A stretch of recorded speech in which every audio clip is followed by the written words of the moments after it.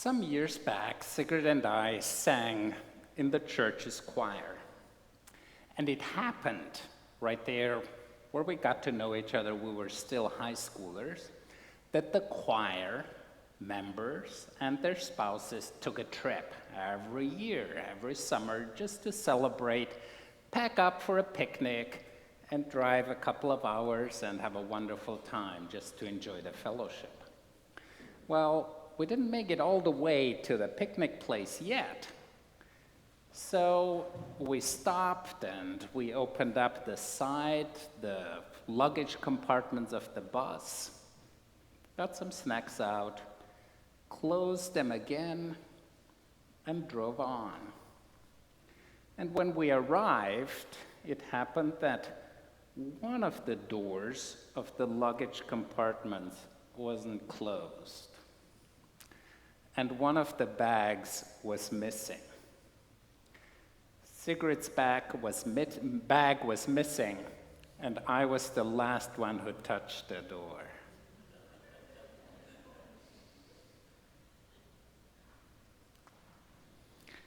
Another occasion, we were traveling, we're in Nuremberg in Germany, just had relaxed in a hotel room, and then I come up with these ideas. It was getting dark, 9 o'clock in the evening.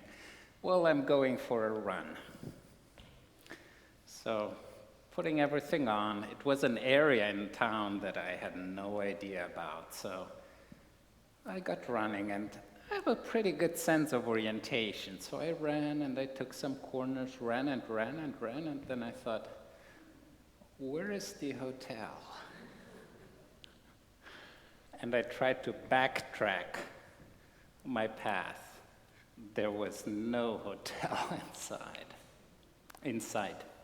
So, another one of those traveling experiences that didn't turn out so well. I'll give you a third situation, and this was a big experience. It was like moving and packing everything up. I was 14 years old, everything, and then have the truck being closed.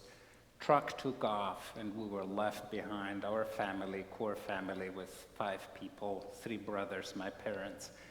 And then we drove off, and I looked over, and my dad was tearing up. My dad was crying. And I thought my dad had it all together. He was the strong one. I'd never seen him cry. And there he was. Felt like, whoa. A world, a time, an experience came to an end. It is some of these situations that we all face sooner or later, whether we travel places, literally, or whether we're just on life's journey, just making it along. We travel on that journey. How do we face those situations? Elijah, as we have just heard, he's at the end of the rope. Actually, he's running for his life from Jezebel, who said, "You're next. What you did to these priests will happen to you." He's running for his life into the wilderness under the broom brush, and he's done with life. He's actually suicidal. He says, "God, I'm done. Take my soul."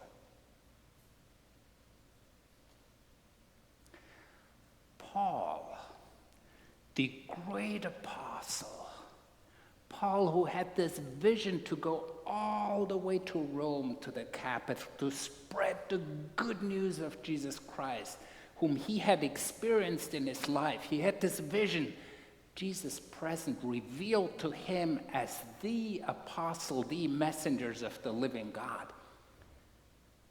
Yet, he dealt with torment.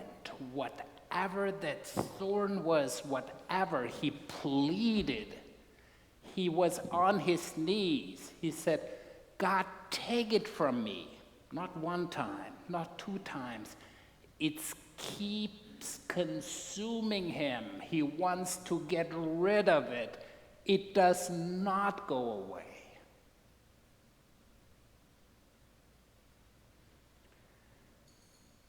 While he tries living with it, somehow he gets this message. You know what? It's not in the strength, it's in the weakness, in the brokenness that God meets us.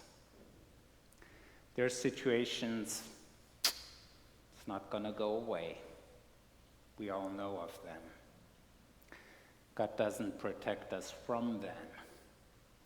But hopefully in the wrestling, in one way or another, we're being blessed or we're being guided, and sometimes when we're in it, we do not know about it at all, what it means. You remember Amazing Grace? How sweet the sound. I was lost. I was blind, but now I see. I was lost, but now I'm found. This I was lost, but now I'm found. When John Newton writes that down, that's the hindsight. I was lost. He didn't write that down while he was lost. He wrote that down in hindsight. And I think some of these stories, some of these experiences are in hindsight. By the grace of God, we made it through. That's often our experience. And that's what's happening with the disciples in the boat too. They're going, just cross the lake, as Jesus told them, and then the storm comes up, and they're shaken, they're swamped. The waves are coming into the boat, gale force wind. They feel like we're drowning. And then they wake Jesus up, and Jesus calms the storm. Jesus does not keep them from the storm, but Jesus is with them in the storm, on the journey with us. Now, on that bus trip of the choir, that bag was never found again. It was gone. Thank God for Sigrid. She's a forgiving person.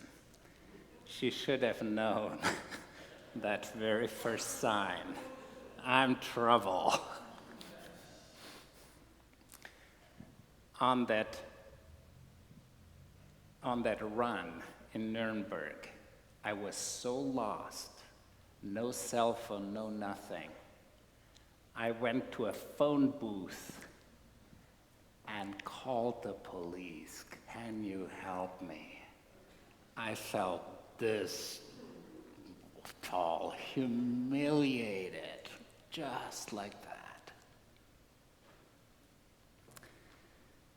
And with my dad tearing up and crying, it gave me the freedom to cry too, and to recognize, you know what? Some situations, some trials, some travails on life's journey, they don't go away, they're not being fixed. Sometimes it's just the bottom falls out. But hopefully, in one way or another, we make it through. Like one of my colleagues says, she goes by this exotic marigold hotel motto. In the end, everything is gonna be okay. And if it's not yet the end. Well, I'm not so sure about that. I love how a good friend of mine faced several trials during his life, and he always prayed, God, not asking God to make it go away. He always prayed, give me the strength and the wisdom to to face what I have to face and to make it through. So how do you face the trials and the troubles along the journey?